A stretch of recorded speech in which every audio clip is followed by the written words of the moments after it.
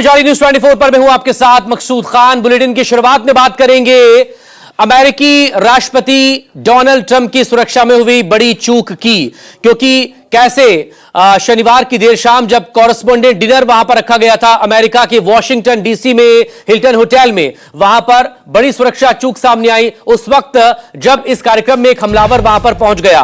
और यह हमलावर 31 साल का कोल टॉमस एलन बताया जा रहा है, जो इस वक्त जांच एजेंसियों की गिरफ्त में है और उससे पूछताछ की जा रही है। लेकिन इसी कॉरेस्पोंडेंट डिनर में, जो कि साल में एक बार आयोजित किया जाता है, जिसमें तमाम बड़े लोग वहां पर मौजूद होते हैं, जिसकी अपनी एक अलग धाक है साल में एक बार होने वाले इस कॉरेस्पोंडेंट डिनर की, जिसमें व्हाइट हाउस को कवर करने वाले तमाम पत्रकार वहां पर मौजूद होते हैं। खुद प्रेसिडेंट, वाइस प्रेसिडेंट और कैबिनेट का जो अहम हिस्सा होते हैं वो तमाम लोगों के साथ साथ बड़े पत्रकार होते हैं, बड़े बिजनेसमैन वहां पर होते हैं। तो ये जो हाई प्रोफाइल जो वीवीआईपी होते हैं वो इस कॉरेस्पोंडेंट डिनर का हिस्सा होते हैं। और ये जब डिनर वहां पर हो रहा था, खुद टेबल पर आ चुके थे अमेरिकी राष्ट्रपति डोनाल्ड ट्रंप, साथ में फर्स्ट लेडी मेलानिया ट्रंप और vice president JD Vance. Marco Rubio भी हालांकि वो टेबल पर उस वक्त नहीं थे, लेकिन वहीं हॉल में मौजूद थे। चाहे पीट हेग्सेथ हो, मार्को रूबियो हो, या फिर स्कॉट बेसेंट जो कि ट्रेजरी सेक्रेटरी हैं, काश पटेल जो कि फेडरल ब्यूरो ऑफ इन्वेस्टिगेशन यानी एफबीआई के जो डायरेक्टर हैं, कैरोलिन लेविट जो कि प्रेस सेक्रेटरी हैं व्हाइट हाउस में, शॉन डफी ट्रांसपोर्टेशन सेक्रेटरी हैं, Tulsi Gabbard national intelligence director हैं, Steven Cheung White House communication के डायरेक्टर हैं। ये तमाम लोग वहां पर मौजूद थे, लेकिन फायरिंग अचानक से वहां पर हुई। सवाल इसी को लेकर, इतनी बड़ी चूक वहां पर आखिर हुई कैसे? और जिस तरह से जांच एजेंसियों की तरफ से बताया गया कि ये जो हमलावर है 31 साल का इंजीनियर, जो कि पेशे से टीचर भी बताया जा रहा है, कोल टॉमस एलन, ये पहले से उसी होटल में बतौर गेस्ट वहां पर मौजूद था। लेकिन हथियार लेकर, जिसमें एक शॉटगन है, एक हैंडगन है, कुछ चाकू है तेज धारदार, इतना सब कुछ वो कैसे लेकर वहां पर पहुंच गया, सवाल इसी को लेकर है। मेरे वरिष्ठ सहयोगी संजीव त्रिवेदी इस वक्त मेरे साथ जुड़े हुए हैं इस अहम खबर पर बात करने के लिए। डिफेंस एक्सपर्ट के तौर पर group captain UK Devnath sir हमारे साथ मौजूद है, ब्रिगेडियर जगदीप दाहिया सर हमारे साथ मौजूद है और कर्नल टीपी त्यागी सर इस वक्त हमारे साथ मौजूद है। बहुत स्वागत है आप सभी लोगों का। लेकिन शुरुआत संजीव आप ही से। अमेरिकी राष्ट्रपति, दुनिया का सबसे पावरफुल देश और सबसे पावरफुल पर्सन, और डोनाल्ड ट्रंप जिस तरह से इन दिनों लगातार सुर्खियों में है और पूरी दुनिया की नजरें जिस तरह से उनकी एक एक हरकत, एक एक बयान पर होती है, उनकी सुरक्षा में चूक होना, एक हमलावर का वहां पर उस इवेंट में पहुंच जाना जो कि कॉरेस्पोंडेंट डिनर है, ये सब कुछ अपने आप में एक सवाल है। और सवाल सबसे बड़ा सुरक्षा में चूक को लेकर है। किस तरह की अपडेट संजीव अब तक मिल पाई है, क्योंकि कई घंटे हो चुके हैं इस पूरे हमले को? देखिए, अब तो कौतूहल इसी बात का है मकसूद कि आखिरकार ये जो हमलावर है, ये हमलावर क्या अकेले ऑपरेट कर रहा था या फिर इसके साथ एक पूरी टीम थी जो इस हमले को प्रायोजित कर रही थी? क्योंकि राष्ट्रपति ट्रंप न केवल इंडिविजुअल्स बल्कि कई बड़े ग्रुप्स के भी टारगेट पर हैं। लेकिन जो बातें अभी तक निकलकर सामने आई है, उसमें तो ऐसा लगता है कि जो सुरक्षा अमला है उसकी भयंकर चूक इसमें दिखाई पड़ रही है। राष्ट्रपति ट्रंप ने उन्हें जरूर क्लीन चिट दे दिया है, लेकिन सिलसिलेवार तरीके से आकलन किया जा रहा है तो पाया ये जा रहा है कि एक बहुत ही पुराना मेथड, जो रटा रटाया मेथड होता है, उसका इस्तेमाल हमलावर ने किया।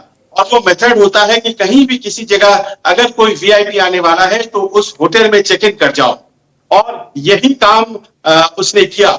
जो कोल एलन है वो एक शिक्षक है, और आप जानते हैं अमेरिका में किसी के भी बैकग्राउंड के बारे में पता लगा लेना बहुत मुश्किल काम नहीं होता है, क्योंकि वहां पर एक सोशल सिक्योरिटी नंबर होता है जो हमारे कमोबेश आधार कार्ड जैसा होता है, आधार नंबर जैसा होता है, लेकिन उसमें जानकारियां ज्यादा होती हैं।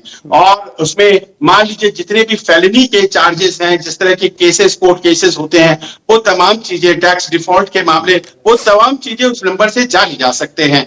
तो उस व्यक्ति के बारे में जो प्राथमिक जानकारी सामने आ गई है, उसके हिसाब से कैलिफोर्निया में वो रहता है, वहां वो एक शिक्षक का काम करता है और कोई रेडिकलाइज्ड व्यक्ति नहीं था। लेकिन हाल के दिनों में उसने जो भी डेवलप किया है सेंटिमेंट्स, ये उसी का प्रतिफल है कि उसने इस घटनाक्रम को अंजाम दिया। लेकिन उसके मोडस ऑपरेंडाई को देखिए, मोडस ऑपरेंडी बहुत ही सिंपल, वहां पर गन को प्रोक्योर करना बहुत मुश्किल काम नहीं है। उसके पास एक एयर गन है, उसके पास एक शॉटगन है, उसके अलावा से कुछ चाकू मिलते हैं, नाइफ्स मिलती हैं, और इन सब के साथ वो होटल में चेक इन कर जाता है। वो होटल में चेक इन कर जाता है और इंतजार करता है राइट मोमेंट का। वो राइट मोमेंट आ भी जाता है। जैसे ही ये कार्यक्रम अमेरिकी समय के अनुसार होता है गुरुवार को रात में, माफ करें शुक्रवार को रात में, वैसे ही ये तैयारी उसकी जो है पूरी हो जाती है। और इस तरह से उसकी जो पूरी योजना है वो अपने हिसाब से प्ले आउट करने लग जाती है। वो होटल के लॉबी में आता है और होटल के लॉबी में अब वो उसका काम है कि वो धीरे धीरे उस हॉल की तरफ बढ़े जिसमें कि ट्रंप मौजूद है और जो कि बाहर से सील किया जा चुका है। इसकी जानकारी संभवतः उसको नहीं थी क्योंकि वो ट्रेंड असैसिन नहीं है। तो वो दौड़ता हुआ निकलने की कोशिश करता है और वो दौड़ता हुआ भागता हुआ उस हॉल की तरफ बढ़ता है। हालांकि वो हॉल तक पहुंच भी जाता तो भी प्रवेश नहीं कर पाता क्योंकि वो बंद है हॉल, और ऐसे में जाहिर है उसे एप्रीहेंड कर लिया जाता है। पर ज्यादा बड़ा प्रश्न जो है मकसूद, वो तो यही है ना कि ये तो चलिए एक इंडिविजुअल एक्ट है टारगेटिंग का, जिसमें कि मुझे लगता है ये बात अब अमेरिकियों के भी समझ में आ रही होगी कि यहाँ पर कहीं ना कहीं खुफिया तंत्र फेल कर गया है, क्योंकि न केवल उस होटल में वो व्यक्ति पहुंचने में सफल हो गया बल्कि उस हॉल के बाहर पहुंचने में सफल हो गया। उसने शॉट्स फायर कर दिए। आप हमारे देश में भी सुरक्षा का मामला जानते हैं, दूसरे देशों के बारे में भी आपने पढ़ा है। होटल के बाहर तक कोई व्यक्ति परिंदा पर नहीं मार सकता है, ये तो भीतर हॉल में पहुंच गया। तो एक तो ये बात हो जाती है। लेकिन दूसरी जो ज्यादा बड़ी बात यह है कि जिस तरह से अमेरिकन सोसाइटी आज की तारीख में मकसूद डिवाइडेड हो गया है, उसमें पाया ये जा रहा है कि वो तमाम लोग जो कल तक समर्थक थे राष्ट्रपति ट्रंप के, और खासतौर पर इसमें नाम लेना चाहूंगा जो मागा टीम है, यानी कि जो व्हाइट अमेरिकन हैं, वो भी ईरान में जो युद्ध चल रहा है उसको लेकर के खफा है राष्ट्रपति ट्रंप से। उनकी पॉपुलैरिटी रेटिंग्स नीचे आ रही हैं और देखिए कि किस तरह से वॉलेटाइल रिएक्शन है। ये एक व्यक्ति अगर किसी प्रायोजित ग्रुप का हिस्सा नहीं है तो उसने अपनी नाराजगी जाहिर करने के लिए राष्ट्रपति को ही मारने की, उन्हें नुकसान पहुंचाने की ठान ली है। ऐसे में जाहिर है कि वर्ल्ड कम्युनिटी की तो बनती है जिम्मेदारी, लेकिन राइट थिंकिंग अमेरिकन के साथ साथ खुद राष्ट्रपति ट्रंप की जिम्मेदारी बनती है कि इस युद्ध के लॉजिक में जाएं और जिस तरह से युद्ध प्ले आउट हो रहा है उस पर उसे विराम लगाने के बारे में बात करें। कहीं ना कहीं ये ईगो टसल का मामला हो गया है जिसने इस तरह की घटनाओं को अब अंजाम देना शुरू कर दिया है मकसूद। और वो जो पहले दौर की शांति वार्ता खत्म हुई है, दूसरे दौर की शुरू कब होगी, इसको लेकर भी एक सवाल बना हुआ है। आप बने रहेगा संजीव प्लीज हमारे साथ। लेकिन इस सबके बीच एक और बड़ी खबर आपको बता दें, हिल्टन होटल में फायरिंग पर federal bureau of investigation FBI का बयान आ चुका है। संदिग्ध ने सीक्रेट सर्विस एजेंट्स पर गोली चलाई। हिल्टन में हुई गोलाबारी पर कार्रवाई की गई है, संदिग्ध को हिरासत में ले लिया गया है और जाहिर तौर पर उसकी तस्वीरें उसी वक्त में सामने आ गई थी जब उसको डिटेन कर लिया गया था। अब जाहिर तौर पर वो एफबीआई की कस्टडी में है, पूछताछ उससे वहां पर होगी। संजीव मेरे साथ यहां पर बने हुए। संजीव, हमलावर तो गिरफ्त में है, लेकिन अब सवाल इसी को लेकर, जिस तरह की प्राइमरी इंफॉर्मेशंस वहां पर आ रही है कि बहुत नाराज और बहुत गुस्से में बहुत से लोग हैं, खासतौर पर वो लोग भी जो कि नहीं चाहते थे कि अमेरिका इस जंग में जाए, और आप खुद भी इसका जिक्र कर रहे हैं कि किस तरह से डिवाइड यहां पर नजर आ रहा है खुद अमेरिकन कम्युनिटी में, खासतौर पर वो मागा सपोर्टर खुद को ठगा हुआ महसूस कर रहे हैं जो कि डोनाल्ड ट्रंप के साथ आए थे पिछले चुनाव में। संजीव प्लीज मेरे साथ आप बने रहेगा। Now your first take, brigadier Dahiya, सवाल आपसे, एक पहला रिएक्शन आपका इस हमले को लेकर, जो कुछ भी देखा गया अमेरिका में, न सिर्फ ये सुरक्षा में चूक है बल्कि मामला कुछ और भी है। देखो, ये आज जो डोनाल्ड ट्रंप पे जो हमला हुआ है, उस डोनाल्ड ट्रंप की जो सुरक्षा की जो पूर्ण जिम्मेवारी है वो यूनाइटेड स्टेट्स की सीक्रेट सर्विस का है। और यूनाइटेड स्टेट्स की सीक्रेट सर्विस के इसके अंदर जो दायरे होते हैं टॉप वीआईपीज के, प्रेसिडेंट के, उसके अंदर एक इनर मोस्ट लेयर होती है, एक मिडल लेयर होती है और एक आउटर लेयर होती है। जहां तक कि इनर मोस्ट लेयर है वो बहुत कामयाब रही है, ताकि उन्होंने प्रेसिडेंट को तुरंत ही, जैसी गोलियों की आवाज सुनी, उन्होंने प्रेसिडेंट को तुरंत सुरक्षित किया। और इसके अंदर जो मिडिल लेयर है वो भी कामयाब रही, क्योंकि उन्होंने उस वेन्यू तक उसे नहीं पहुंचने दिया। जो इनर मोस्ट लेयर होती है वो प्रेसिडेंट के इर्द गिर्द ही रहते हैं और उनकी जो टॉप टेबल है जो कॉन्फ्रेंस में, उसको पूरी तरह से सुरक्षित करते हैं। और जो मिडिल लेयर है उसका काम होता है सुरक्षा प्रदान करना वेन्यू की, जी, इसमें वेन्यू की सुरक्षा में थोड़ी सी इसमें ढील नजर आई है कि वो आदमी कोल थॉमस जो कि होटल में चेक इन कर गया हथियारों के साथ। इसकी अमेरिका में गन रूल्स ऐसे हैं कि कोई भी किसी भी समय अपने साथ अपने हथियार कैरी कर सकता है, तो उससे तो इतना ये नहीं हुआ होगा। लेकिन जो बैकग्राउंड चेक है गेस्ट का, उसमें डेफिनेटली ये बात उभर के आ सकती थी, क्या इसके अंदर कोई रेडिकलाइज एलिमेंट है। और इसमें जो जो जहां तक मैं ये मानता हूं कि इसके अंदर जो आउटर मोस्ट लेयर है, वो जो कि इंटेलिजेंस बेस्ड है, उसमें डेफिनेटली एक फेलियर हुआ है। लेकिन इनर मोस्ट और जो मिडिल लेयर है वो उनकी उन चौकन्ना होने की वजह से उन्होंने प्रेसिडेंट ट्रंप को सुरक्षित किया और इस हमले को नाकाम किया। जहां तक कि हमलेवार की बात है, कोल थॉमस का कंप्लीट बैकग्राउंड चेक किया जाएगा और इसमें जब तक पूरा इन्वेस्टिगेशन नहीं सामने आता तब तक ये कहना मुश्किल होगा कि उसके क्या मोटिव थे। डेफिनेटली उसका एम था प्रेसिडेंट ट्रंप को क्षति पहुंचाना, या उसका ये एम था कि भाई वो लाइमलाइट में आए और ताकि दुनिया में ये खबर फैले कि भी ट्रंप के ऊपर एक हमला हुआ है। और एक ईरान वॉर से जुड़े हुए कुछ और सवाल हैं जो कि डोनाल्ड ट्रंप के साथ जुड़े हुए हैं, क्योंकि जो ये लड़ाई जो है वो सब की नज़र में ये है कि ये लड़ाई प्रेसिडेंट ट्रंप ने थोपी हुई है और शायद ये लड़ाई की वजह से शायद उनको निशाना बनाया गया है। और जहां तक कि बातचीत का सवाल है, उसमें तो अभी वो ईरान के प्रेसिडेंट रियाची फॉर्म में से वापस चले गए हैं। लेकिन आगे इससे इस हमले से बातचीत पर तो कोई खास असर मुझे पड़ता नजर नहीं आता, क्योंकि दोनों एक आइसोलेटेड इवेंट है। प्लीज मेरे साथ बने रहेगा। अब group captain UK Devnath sir, सवाल इस बात को लेकर है अब यहां पर, ये सिर्फ सुरक्षा में से चूक माना जाए। 2024 13 जुलाई को आपको याद होगा जब अमेरिका में चुनावी इलेक्शन कैंपेन कर रहे थे डोनाल्ड ट्रंप, पेंसिल्वेनिया में उन पर अटैक हुआ था, गोली छूती हुई निकल गई थी उनके दाहिने कान को। जहां पर प्रेसिडेंट है, जहां पर वाइस प्रेसिडेंट है, जहां पर एफबीआई से लेकर नेशनल इंटेलिजेंस की डायरेक्टर जहां पर हैं, जहां पर आपका डिफेंस सेक्रेटरी है, स्टेट सेक्रेटरी है, इतने तमाम लोग जहां पर मौजूद हो, क्या उस इवेंट में सिक्योरिटी इतनी हल्की हो सकती है? 2000 इससे पहले पिछले साल भी ये डिनर हुआ था, कॉरेस्पॉन्डेंट डिनर, डोनाल्ड ट्रंप वहां पर नहीं थे, लेकिन इस बार वो वहां पर मौजूद थे। क्या सब कुछ एकदम इतना आसान है क्या? हाँ, देखिए मकसूद, अमेरिका में जो प्रेसिडेंशियल सिक्योरिटी टीम काम करती है, उनका काम करने का तरीका थोड़ा अलग होता है। जैसे भारत में अगर एशियन कंट्रीज में क्या होता है कि किसी होटल में अगर किसी देश के किंग, प्रेसिडेंट या प्राइम मिनिस्टर आके रुकते हैं तो पूरे होटल को ही प्रैक्टिकली खाली करा लिया जाता है। कई देशों में चलो पूरा होटल अगर नहीं खाली कराया है तो इतना तो कर ही देते हैं कि जिस फ्लोर पे फंक्शन हो रहा है या जिस फ्लोर पर वीआईपीज होंगे, डोनाल्ड ट्रंप होंगे, उस पूरे फ्लोर को या वो फ्लैंक जो होता है उसको खाली करा लिया जाता है। अमेरिका में इस तरह की ट्रेडिशंस है नहीं। तो हिल्टन होटल जो है वहां पर हमेशा पूरे साल ही बड़े बड़े वीआईपी फंक्शंस होते रहते हैं। ट्रेडिशनली सारे अमेरिकन प्रेसिडेंट्स जो हैं, जितने राष्ट्रीय ओकेजन्स होते हैं, हिल्टन होटल में ही जाते हैं। तो नॉर्मल जो गेस्ट होते हैं उनका आना जाना लगा हुआ था। तो ऐसा जो नॉर्मल गेस्ट है वो ऑलरेडी सिक्योरिटी का 1 या 2 कॉर्डन तो क्रॉस कर चुका है। जैसे कि आप अगर किसी भी 5 स्टार में इंडिया में भी जाएंगे तो एक होगा outer gate, outer perimeter hotel का, वहां पे एक चेकिंग होती है। शायद आप उस वक्त भी अपनी कार में ही बैठे हैं, वो बोलता है कि बोनट खोलो, टेल गेट खोलो, गाड़ी के नीचे भी एक मिरर डाल के चेक करते हैं। तो इस तरह की इंट्रूसिव चेकिंग अमेरिका में होती नहीं है।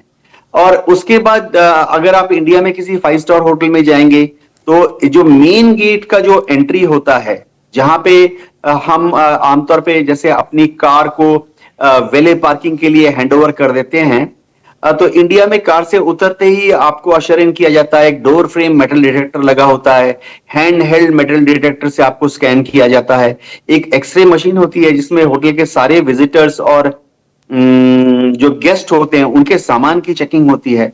अमेरिका में गेस्ट लोगों को इस तरह की इंट्रूसिव चेकिंग हर बार नहीं करते हैं। तो जो ये हमलावर था, इन दोनों बैरियर्स को ऑलरेडी क्रॉस कर चुका था। वो होटल के अंदर ही था as a check in guest. तो जब वो होटल के अंदर है तो सारे फ्लोर्स में, सारे कॉरिडोर्स में, सारे फ्लैंक्स में वो वॉक करता है। हम भी कर सकते हैं किसी भी होटल में। इसको रोका गया। देखिए जो वेन्यू था, यह मेन वेन्यू में नहीं घुस पाया। मेन वेन्यू जहां पे डिनर हो रहा था, अगर आप देखिए खचाखच भरा हुआ है, सब लोग राउंड टेबल्स में बैठे हुए हैं। वो बॉल रूम है, हिल्टन होटल का बॉल रूम, तो वहां ये अंदर नहीं पहुंच पाया। उसके बाहर जो मेन लॉबी है, ये जो हमलावर था मेन लॉबी तक पहुंच गया। एक सेंट्रलाइज्ड एरिया होता है, आप देखेंगे उस वक्त वो मेन लॉबी खाली है। अगर आप वीडियो को देखेंगे, उसका मतलब है कि मेन लॉबी से जिसको भी जाना था बॉल रूम में, वो जा चुका था। और वो मेन लॉबी मुश्किल से एक आध लोग आपको दिख रहे हैं, जैसा कि किसी भी 5 स्टार होटल के सेंट्रल लॉबी में होता है। तो सिक्योरिटी चूक तो हुई है, लेकिन अमेरिका का जो सिक्योरिटी एपरेटस है भारत की तरह या पाकिस्तान की तरह नहीं है, जहां हम पूरे बाहर से ही सड़क को रोक देते हैं, बाहर से ही आसपास के 1-2 किलोमीटर दूर से ही आउटर पेरीमीटर सिक्योरिटी चालू हो जाती है। ऐसा वाइड स्प्रेड और इंट्रूसिव चेकिंग नहीं होती है। वैसे खत्म करते करते बता देता हूं, जैसे हमारे यहाँ सभी जगह पर, आप तो हमारे इंडिया में मेट्रो में भी चले जाइए, बॉडी फ्रिस्किंग होती है। बिल्कुल। तो अमेरिका में जैसे जर्नलिस्ट को बुलाया था, प्रेस के रिप्रेजेंटेटिव्स को बुलाया था, ये सब एक्रेडिटेड जर्नलिस्ट होते हैं, पहले से ही सब लोग जानते हैं। ये हर रोज ही व्हाइट हाउस में या कांग्रेस सेनेटर्स के साथ मिलते रहते हैं, सब इनको पहचानते हैं, इनके परिवारजनों को पहचानते हैं। तो जो जैसे बॉडी फ्रिस्किंग जाहिर बात नहीं की गई, लेकिन हमलावर तभी निकला, अगर आप देखें, जब उसको चेक किया गया था। शायद किसी को शक हुआ और उन्होंने उसको रोका। जब उसको बोला रोको रुको, तो वो दौड़ा। जी, जिस रफ्तार में वो था, उसे सीक्रेट सर्विस या जो सिक्योरिटी वहां पर थी उसको आशंका हुई, और उसके बाद जब उसे होल्ड करने को कहा गया, लेकिन उसके बावजूद फिर उसने वहां पर अपना शॉटगन को वहां पर खोल दिया। कलर टीपी त्यागी, लेकिन सवाल इस बात को लेकर 30 मार्च 1981 को इसी हिल्टन होटल में रोनाल्ड रीगन पर अटैक हुआ था, लेकिन 45 सालों बाद अब ये डोनाल्ड ट्रंप के इस कार्यक्रम में हुआ है। बॉल रूम में करीब 2500 के आसपास लोग वहां पर मौजूद थे, जिसमें तमाम वो कॉरेस्पोंडेंट्स थे जो व्हाइट हाउस को कवर करते हैं। आप देखें, पीट हेक्सेथ से लेकर मार्को रूबियो और वाइस प्रेसिडेंट वहां पर हैं, FBI के डायरेक्टर वहां पर है, नेशनल इंटेलिजेंस की जो लीड करती हैं तुलसी गबार्ड, वो वहां पर हैं। एक इंटेलिजेंस फेलियर भी है, एक सुरक्षा फेलियर भी है, लेकिन फिर बदला क्या है? सिक्योरिटी क्या कहां है दुनिया के सबसे मजबूत देश की, सबसे मजबूत व्यक्ति की?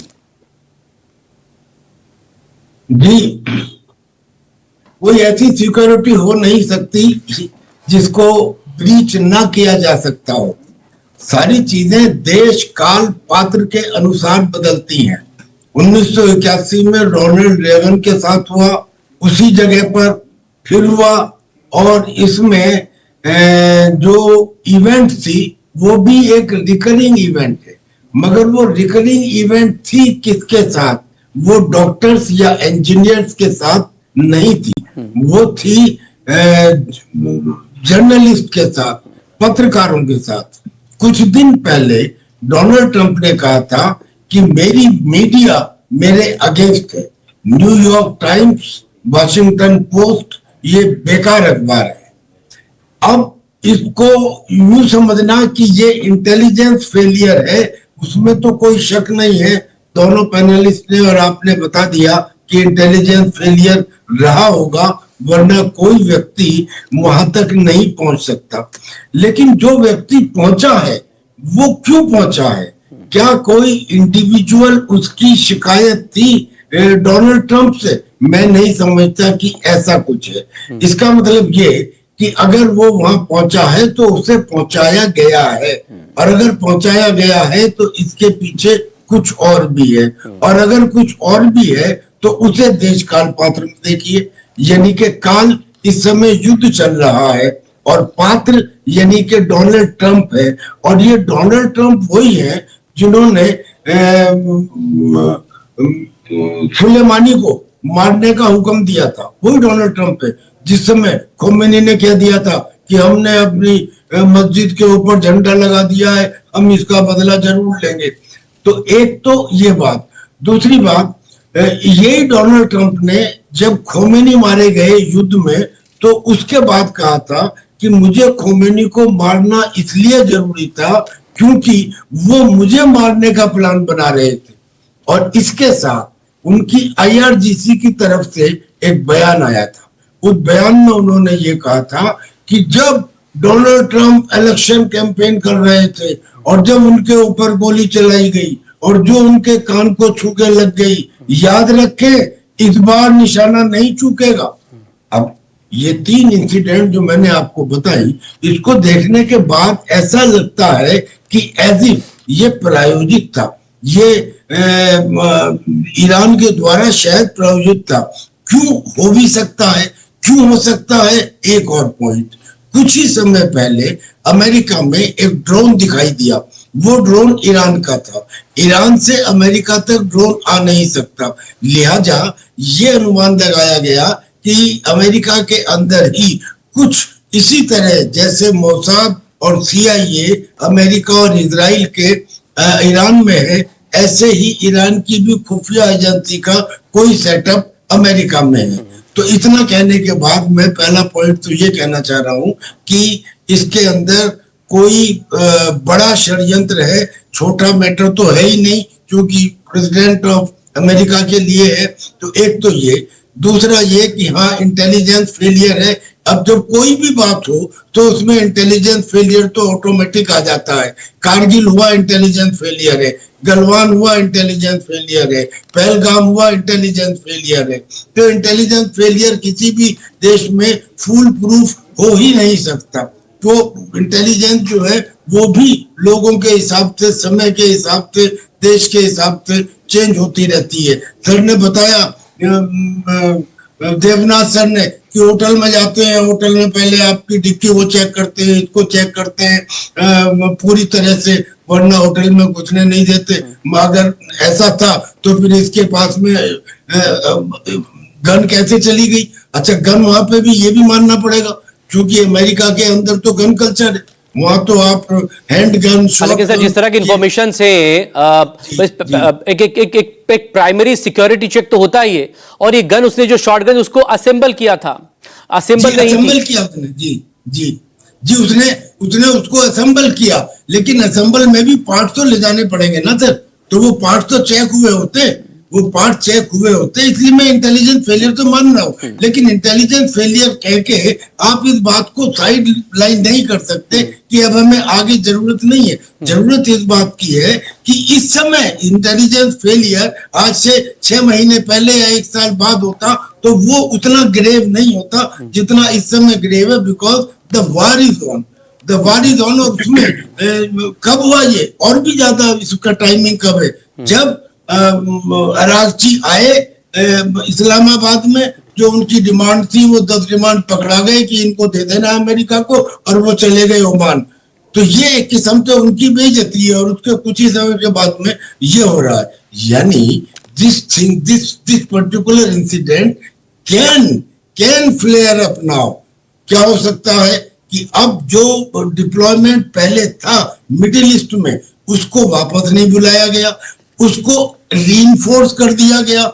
अब वो रीइंफोर्स यानी कि 3 aircraft carrier with their submarines and destroyer वहां पे मौजूद है, यानी कि it can precipitate into an action. ये जो इंसिडेंट हुई है ये इसको लीड कर सकती है, ये एक्शन को, ये मैं कहना चाहता हूँ। हाँ ठीक है, जांच पर अभी नजरें आ रही है। अमेरिकी राष्ट्रपति डोनाल्ड ट्रंप ने इसको सीधे बोलने से इनकार कर ही दिया है, लेकिन ब्रिगेडियर जगदीश दहिया सवाल भी इसी बात को लेकर, अरागची पहुंचे थे इस्लामाबाद, अमेरिका की तरफ से विटकॉफ और कुशनर जाने वाले थे, लेकिन अरागची ने अपने डॉक्यूमेंट सौंपे और बोला कि आप अमेरिका भिजवा दीजिएगा, और वहां से टेक ऑफ कर गए।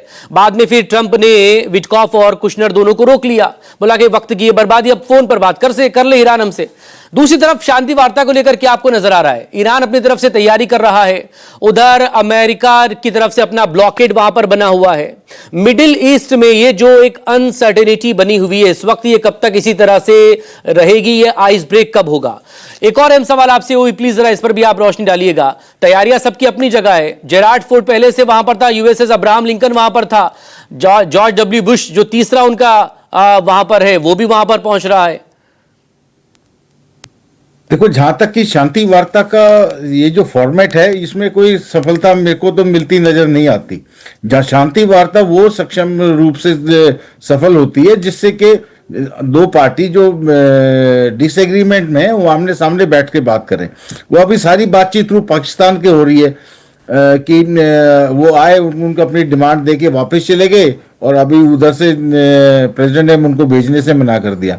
तो मेरे को नहीं लगता ये जो फॉर्मेट है बातचीत का, ये बहुत ही थका हुआ फॉर्मेट है और इस फॉर्मेट के थ्रू मेरे को नहीं लगता कि कोई भी इसके अंदर सफलता मिलेगी, क्योंकि दोनों अपनी अपनी डिमांड पे अड़े हैं और दोनों की डिमांड एक दूसरे ऐसी डिमांड है कि दूसरी पार्टी उसको मानने के लिए तैयार नहीं होगी।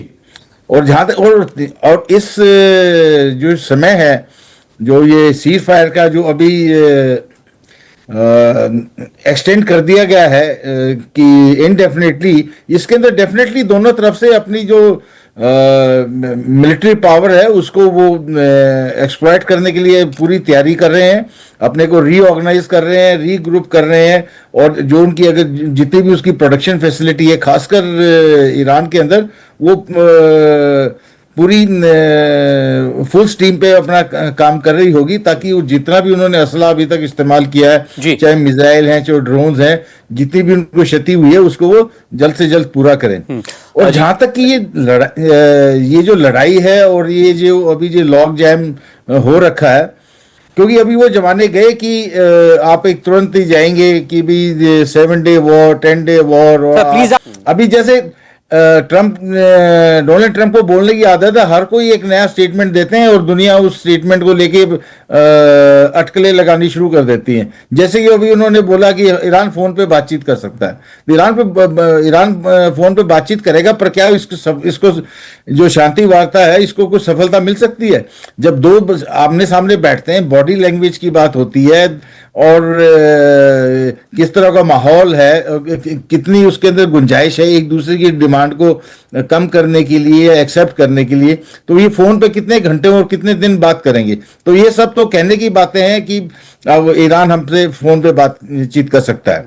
और जहां तक कि युद्ध की जो स्थिति है, अभी जो विराम चल रहा है इसके अंदर, अभी आप देखिए कि आजकल के वो जमाने, जैसे मैं बता रहा था कि 7 day war 10 day war 2 week war कि भी हम देश पे कब्जा कर लेंगे, देश की एक मिलिट्री डिफीट दे देंगे, तो ये सब जो ऑब्जेक्टिव्स हैं अभी आज के जमाने में बहुत मुश्किल नजर आ रहे हैं।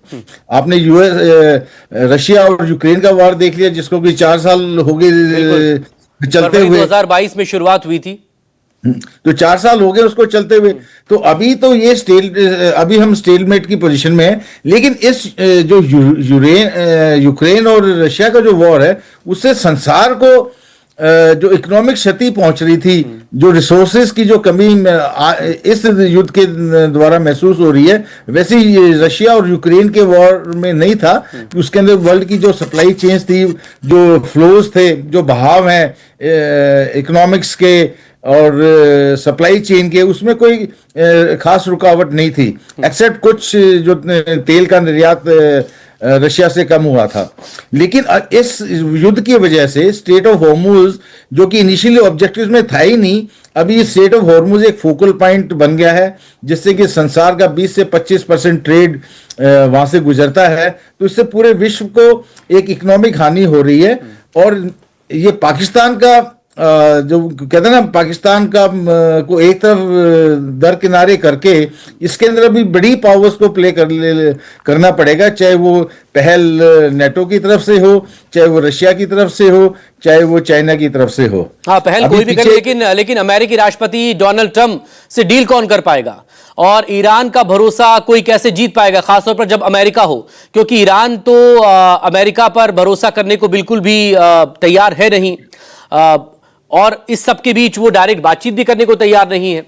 लगातार एक मीडिएशन के जरिए बातचीत हो रही, पहले ओमान था, अब पाकिस्तान यहां पर है। लेकिन सर इस बीच हमने वो तस्वीरें भी दिखाई जो जब आप बात कर रहे थे कि सोशल ट्रूथ पर प्रेसिडेंट ट्रंप ने जो शेयर किया है, कैसे हमलावर जब आगे बढ़ रहा था उसे रोकने की कोशिश की, उसके बाद उसने वहां पर दौड़ लगाई, और यहीं पर ये पूरा ये वाकया उन्होंने खुद ये सीसीटीवी फुटेज शेयर किया है। एक बार फिर से फुल स्क्रीन इस वक्त आप देख सकते हैं। इसमें हमलावर साफ देखा भी जा सकता है, जब उसे रोकने की कोशिश भी कुछ संदिग्ध नजर आया।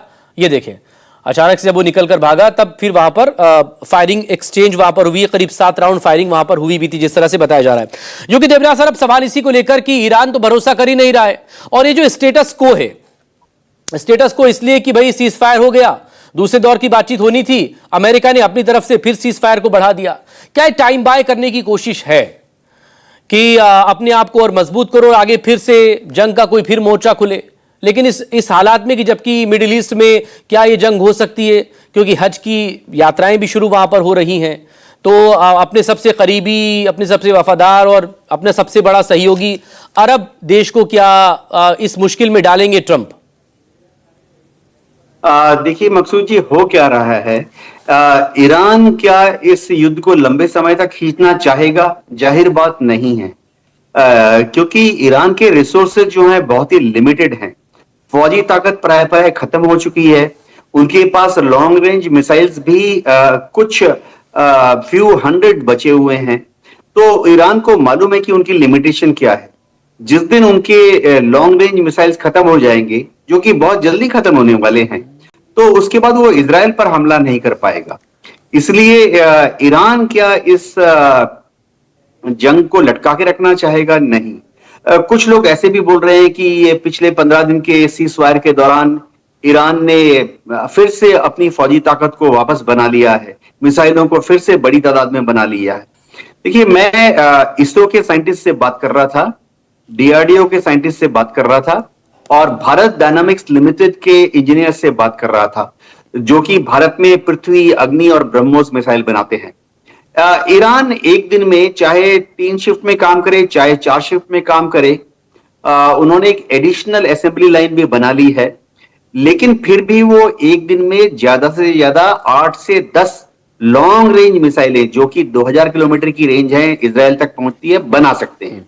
तो 15 दिन के सीज फायर में उन्होंने, ठीक है चलो 150 और बना ली हैं।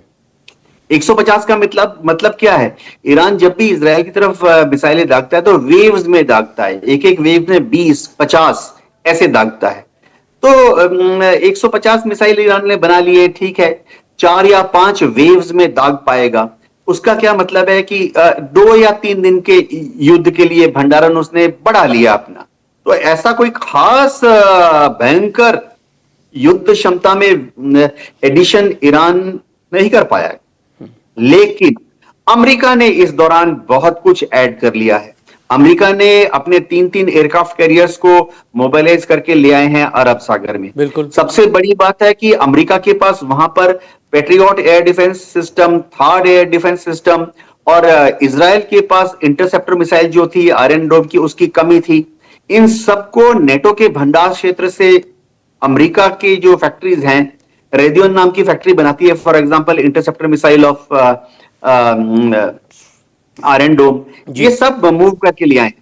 अभी एक चीज और डेवलपमेंट है पिछले 15 दिन में, हर रोज अमेरिका की जो पैसिफिक कमांड है, जिसने की बहुत बड़ी तादाद में भंडारण किया हुआ है गुआम में, जापान के ओकिनावा में और दक्षिण कोरिया के बुसान में, इन सबको हर रोज अमेरिकन एयरफोर्स की जो स्ट्रेटेजिक एयरलिफ्ट कमांड है वो भर भर के वहां से मिसाइलों को और दूसरे हथियारों को गल्फ कंट्रीज में ला चुकी है। तो अगर किसी ने इजाफा कर लिया है अपने युद्ध की लड़ने की क्षमता में पिछले 15 दिन में, तो ये इजराइल है और अमेरिका है। अब ईरान क्या मांग रहा है? ईरान बहुत छोटी सी चीज मांग रहा है। आप सोचेंगे कि क्या मांग रहा है? ईरान कह रहा है भाई air straight of Hormuz America खोल दे तो ईरान भी खोल देगा। यानी ईरान सिर्फ पहली चीज जो मांग रहा है कि जैसी हालत, जैसी यथास्थिति 28 फरवरी की सुबह तक थी उसमें ले आओ। बाकी के जो पॉइंट है वो बाद में आस्ते आस्ते डिस्कस कर सकते हैं। हाँ। लेकिन दिक्कत ये आ रही है कि अमेरिका क्या मांग रहा है। अमेरिका बहुत बड़ी चीज मांग रहा है। अमेरिका कह रहा है कि पहले ईरान लिखकर दे दे कि वो एटम बम नहीं बनाएगा।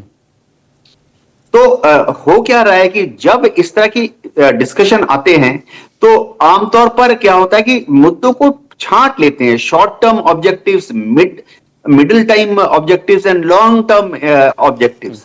तो माहौल अच्छा बनाने के लिए शॉर्ट टर्म ऑब्जेक्टिव्स को पहले मान लेते हैं। ईरान क्या बोल रहा है, मेरे $8 बिलियन वापस कर दो जो कि अमेरिका ने 1979 के बाद छीन लिए थे। इसमें कोई खास डेलिब्रेशन की जरूरत नहीं है।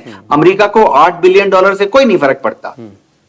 तो मान लेना चाहिए, एक एटलीस्ट एक माहौल तैयार हो जाता है। दुनिया भर के देश फिलहाल चाहते हैं कि स्ट्रेट ऑफ हार्मुज खोल दिया जाए। और मैं आपको मकसूद जी बताना चाहता हूं, सबसे ज्यादा प्रेशर अमेरिका पे कौन डाल रहा है डोनाल्ड ट्रंप पर कि स्ट्रेट ऑफ हार्मुज को खोल दे?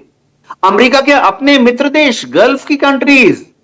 क्योंकि स्ट्रेट ऑफ हार्मुज उभय पक्ष ने बंद किया हुआ है, अमेरिका ने और ईरान ने, तो गल्फ कंट्रीज का एक्सपोर्ट नहीं हो रहा है। गल्फ कंट्रीज की जो फैक्ट्रियां हैं जहां पे वो ड्रिलिंग करके कच्चा तेल निकाल रही है, उनके सारे स्टोरेज भंडार भर गए। आप बहुत जल्दी ही ऐसा समय देखेंगे कि Iraq, Kuwait, Abu Dhabi, Saudi ये अपने कच्चे तेल को एक्सपोर्ट नहीं कर पा रहे, उनका भंडारण 100% फुल हो गया। सिर्फ गल्फ कंट्रीज अमेरिका के सहयोगी बल्कि यूरोपियन यूनियन भी इसको लेकर लगातार प्रेशर बनाने की कोशिश कर रहा है। उधर साउथ कोरिया में भी जिस तरह के हालात है, बाकी और देशों में, तो दबाव तो सब जगह से पड़ रहा है। लेकिन कर्नल टीपी त्यागी, क्या ये मौजूदा कंडीशन ट्रंप के लिए ज्यादा फेवरेबल हैं? एक तरफ वार्ता नहीं हो रही है, दूसरी तरफ आप फ्रेश अटैक्स भी नहीं कर रहे हैं, क्योंकि इन्हीं अटैक्स को लेकर खुद ट्रंप निशाने पर थे अमेरिकियों के। और इससे जितना वक्त आगे बढ़ेगा ईरान पर दबाव और बढ़ता हुआ क्या आप देख रहे हैं? देखिए, अमेरिका ने जो इस समय किया है, मैं समझता हूं सबसे बेहतरीन एक्ट है। ये उन्हें पहले कर देना चाहिए था। अगर अमेरिका ग्राउंड ऑपरेशंस करता, मान लीजिए खर्ग आइलैंड के ऊपर, इसलिए कि ईरान का 90% तेल पाइप के जरिए खर्ग आइलैंड पे आता है। वहां पे लोडिंग कैपेसिटी है करीब करीब 2 लाख बैरल पर डे। वहां से जहाजों में भर के जाता है स्ट्रेट ऑफ हॉर्मुज में। वहां डीप वाटर है, वहां पे जेटीज है। बड़ी मुश्किल होती है और बहुत सारे लोग कह रहे थे ये बड़ा रिस्की रहेगा, मान लिया। उन्होंने अब जो ब्लॉकेड किया, नेवल ब्लॉकेड, उससे क्या हो गया, उन्हें ग्राउंड ऑपरेशंस करने की जरूरत ही नहीं है। उन्होंने ईरान को आने जाने वाले व्यापार को बंद कर दिया और इसको और ज्यादा सॉलिडिफाई कर सकते हैं। अब ईरान की पोजीशन ये है कि ईरान में जो प्रदर्शन हुए थे वो इसलिए हुए थे कि वहां की इकोनॉमी बहुत खराब हो गई थी।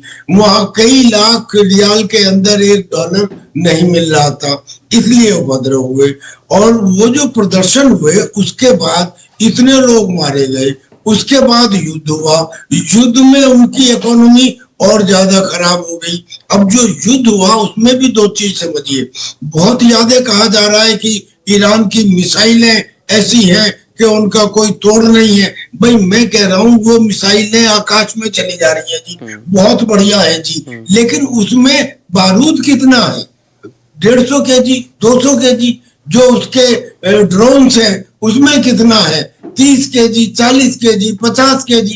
लेकिन जिन बॉम्ब से ईरान के ऊपर अटैक किया गया है उसमें 1000 kg, 2000 kg, यानी कि जो नुकसान है वो भयंकर ईरान को नुकसान हुआ है। ये मैंने इसलिए बताया कि जब 30,000 टारगेट ईरान के अंदर इतने बड़े बॉम्बों से नुकसान पहुंच चुका है, वैसे हालत में क्या ईरान कुछ दिन और इस नेवल ब्लॉकेड की वजह से तेल के रुकावट को सह सकता है? नहीं सह सकता।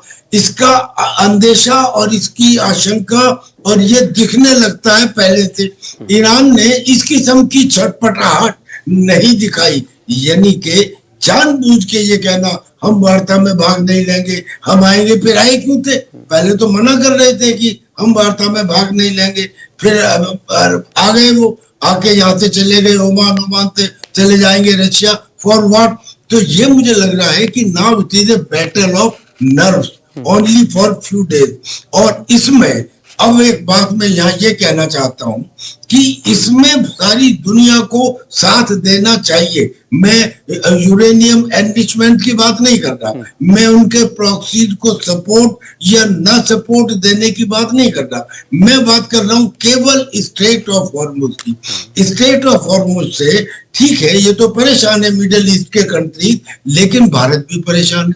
और भारत, आज का भारत नया भारत है, और हमने अब तक तो किसी तरह अपनी परेशानी को अपनी दूरदृष्टि से किए हुए भंडारण और रिजर्व स्टॉक की वजह से पूरा कर लिया, लेकिन अब हमारी स्थिति खराब होने लगी है और आने वाले समय में न केवल खराब होगी बल्कि लंबे समय तक खराब भी रहेगी बिकॉज ऑफ हॉर्मुज। अब क्या हम हाथ पे हाथ धर के बैठ जाए और ये कह दें कि हम तो साहब डेमोक्रेटिक और पीस का रास्ता अपनाते हैं? क्या हमें स्यू मोटू होके खुद होके वहां पे ये कम से कम एक स्टेटमेंट तो थे कि Indian navy will be committed. आप देखिए, ताकत जो है वो एक्शन से ज्यादा शब्दों में होती है। अगर हम ये स्टेटमेंट देते हैं, यू विल फाइंड 10 देश और आ जाएंगे, क्योंकि वो भी इस बात से परेशान है। लेकिन क्या होगा? क्या ये होना इतना आसान है brigadier Dahiya? Is it possible? देखो, ये बात इंडियन नेवी का पार्टिसिपेट करना, इस पे कई बार जिक्र हो चुका है, और पहले भी जब खासकर ये बात जब उठी थी जब इंडियन शिप्स के ऊपर फायर किया गया था, लेकिन हर एक गोली का जवाब गोली से नहीं दिया जाता। तो लेकिन इसके अंदर हमारी जो डिप्लोमेटिक एक्टिविटी है, वो हमारा जो काम चल रहा है, तो हमारे जब नेवल शिप्स जाएंगे उनका, जैसे कि मैं पहले बात कर चुके हैं कि वो भी अरब सागर में जाके हमारे शिप्स को एस्कॉर्ट कर सकते हैं। वो पहले भी उन्होंने ऐसे काम किए, एंटी-सी पायरेसी ऑपरेशन में भी टुवर्ड्स रेड सी उन्होंने काम किया बाकी दूसरे देशों से मिलके। लेकिन जब इंडिया स्टेट ऑफ हॉर्मुज में इंडियन नेवी क्या करेगी? क्या यूएस नेवी का ब्लॉकेट जबरदस्ती खोल के ईरान से तेल हमारे शिप्स को एस्कॉर्ट करेगी? अगर यूएस के शिप्स उसको रोकेंगे तो क्या हमारी इंडियन नेवी यूएस के शिप्स पर फायर करेगी? और दूसरी बात, क्या अगर खाड़ी के देश से हमारे शिप्स आने हैं, अगर उनको ईरान रोकता है तो क्या हमारी इंडियन नेवी ईरान के शिप्स पर फायर करेगी या उनको एक थ्रेट पोज करेगी? तो ये सब ये बहुत ही पेचीदा सिचुएशन है और उलझी हुई सिचुएशन है। और जहां तक कि ये कहना कि भाई ईरान में अभी कोई दमखम नहीं बचा है, कि ईरान तो 4 या 5 दिन की ताकत बची है ईरान को खत्म होने के लिए, तो ये तो फिर बातचीत की पहल क्यों कर रहा है अमेरिका? क्यों बोल रहा है कि फोन पे बातचीत हो सकती है? आप 5 दिन और लड़ाई कर रही है, जैसे कि बोला जा रहा था कि ईरान को as a nation we will destroy it, civilization को खत्म कर देंगे। तो फिर और पहले दौर में बाकायदा जेडी वांस आए भी थे, दूसरे दौर में भी कहा गया था व्हाइट हाउस की तरफ से कि वो स्टैंड बाय पर हैं, कुशनर और विटकॉफ जा रहे हैं। लेकिन जब अराक्ची सीधे वहां से टेक ऑफ कर गए तब उसके बाद उन्हें रोका गया ट्रंप की तरफ से। लेकिन अब सवाल इसी को लेकर अब एक और खबर देवनाथ सर इस तरह की आ रही है कि मस्कट और मॉस्को के दौरे के बाद अराक्ची फिर से इस्लामाबाद आ सकते हैं, तब शायद फिर कुछ हो। मैं 30 सेकंड चाहता हूं, क्या मिल सकते हैं? हाँ प्लीज कर्नल त्यागी, प्लीज ले लीजिए। हाँ, मैं सिर्फ ये कहना चाह रहा हूं सर कि इससे पहले रेड सी के अंदर हमने अपने 40 वॉरशिप भेजे थे, अमेरिका के ही कहने पे भेजे थे। आप बताइए क्या ये सच है या नहीं है? और अगर वो भेजे थे तो आज यहाँ भी भेज सकते हैं, और मैं तो कह रहा हूँ भेजने की आवश्यकता ही नहीं पड़ेगी, ये स्टेटमेंट दिया जाए। देखिए, मैं जो अब ईरान है, वो ईरान जो कह रहा है कि हम नेस्तनाबूद कर देंगे, और जो इधर ट्रम्प कह रहे हैं कि हम एक दिन में सभ्यता खत्म कर देंगे, क्या कर सकते हैं? क्या नहीं कर सकते, सब जानते हैं।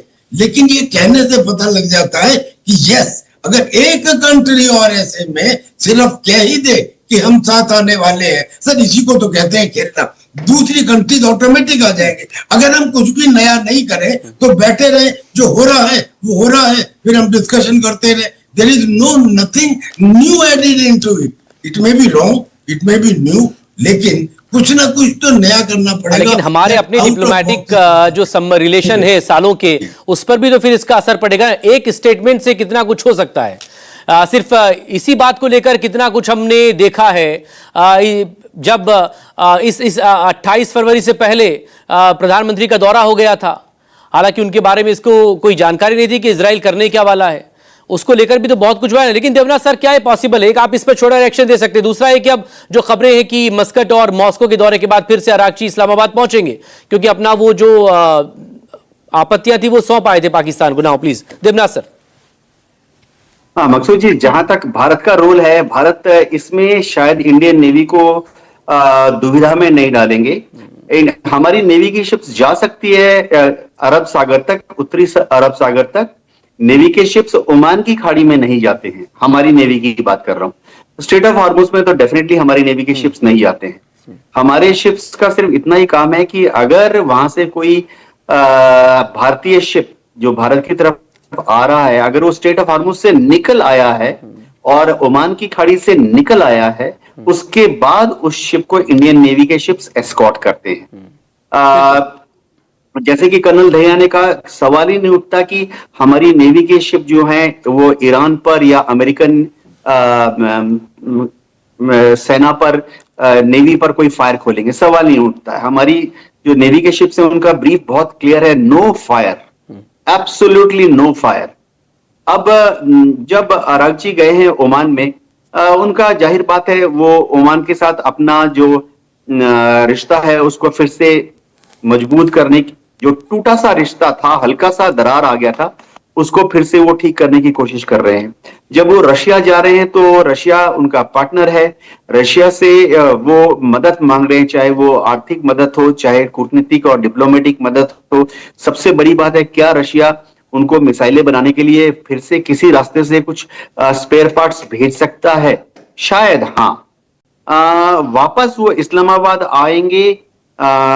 ईरान बहुत कोशिश कर रहा है अपनी तरफ से कि सीज फायर को आगे बढ़ाया जाए। अगर हम देखें जो फर्स्ट राउंड ऑफ टॉक हुई थी उसमें ईरान का जो 10 पॉइंट था, एक पॉइंट बहुत क्लियर था ईरान का बार बार जो आया, जो कि ओमान में मस्कट राउंड 1, मस्कट राउंड 2 के टाइम में, और जब जेनेवा में टॉक हुई तब भी ईरान ने बार बार कहा था कि अमेरिका वादा करे कि वो हमला भविष्य में नहीं करेगा जी। तो इसी चीज को वह चाहता है जी। इसकी इसकी बहुत बड़ी रीजन है कि ईरान जानता है कि फौजी तौर पर वो अमेरिका और इजराइल का मुकाबला नहीं कर सकता। हाँ, ईरान के पास सिर्फ इतनी क्षमता है कि अगर अमेरिका और इजराइल बमबारी शुरू कर देते हैं, जैसे कि पहले भी लास्ट ईयर जून में हुआ था और अभी भी 28 फरवरी को हुआ था, बिल्कुल, कि अगर अमेरिका और इजराइल बमबारी शुरू कर देते हैं तो ईरान को जवाबी कार्रवाई कर सकता है, जो कि काफी हद तक टोकन जवाबी कार्रवाई होती है, सिंबॉलिक जवाबी कार्रवाई होती है, जैसा कि कर्नल त्यागी ने कहा। तो ईरान अपनी तरफ से ईमानदारी से कोशिश करेगा कि सीज फायर साइन हो जाए, लेकिन इसके लिए अगर अमेरिका कहे भाई एटम बम नहीं बनाओगे, लिख के दो, तो ईरान राजी नहीं है। मेरे ख्याल से भारत भी राजी नहीं होगा। हमने तो 1974 में एटम बम एक्सपेरिमेंट किया था ना, 19 दुनिया ने दबाव डाला, अमेरिका ने दबाव डाला 1974 के बाद, हमने क्या सुना? सर वक्त की कमी है मेरे पास, बहुत शुक्रिया आप सभी लोगों का इस मसले पर बात करने के लिए।